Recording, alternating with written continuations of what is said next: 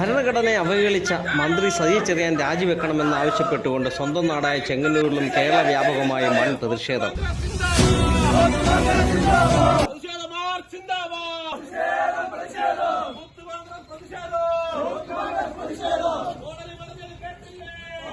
ഭരണഘടനയെ അവഹേളിച്ച കേസിൽ മന്ത്രി സജി ചെറിയാൻ മന്ത്രിസ്ഥാനം രാജിവെക്കുകയുണ്ടായിരുന്നു മുമ്പ്.